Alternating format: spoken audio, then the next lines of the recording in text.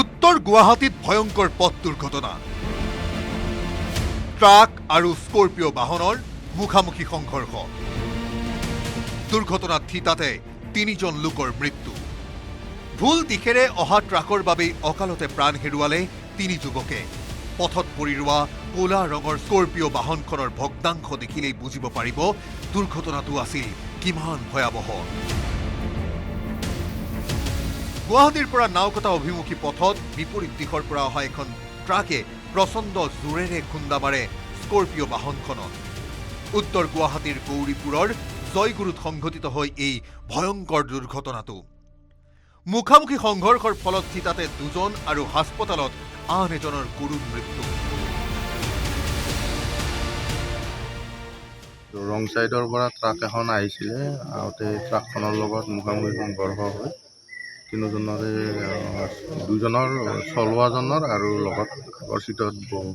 বহাজনৰ spot dead হয় কিন্তু মামা পিছৰ সিটত মাজৰ সিটত আছিলে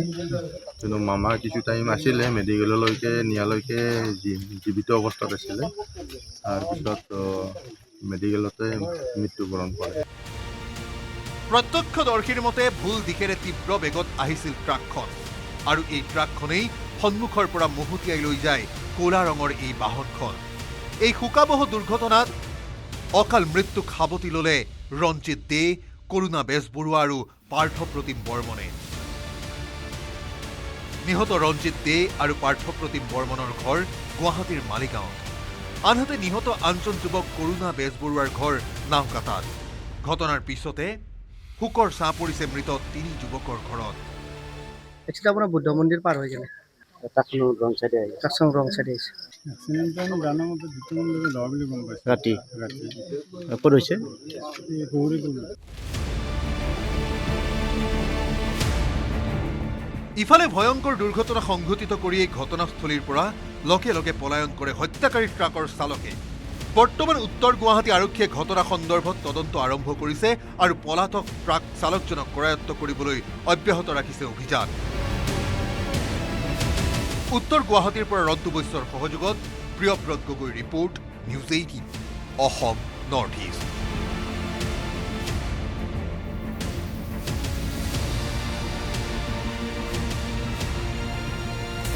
আপুনি বিচৰা বাতৰি পাব কেৱল নিউজ 18 এপত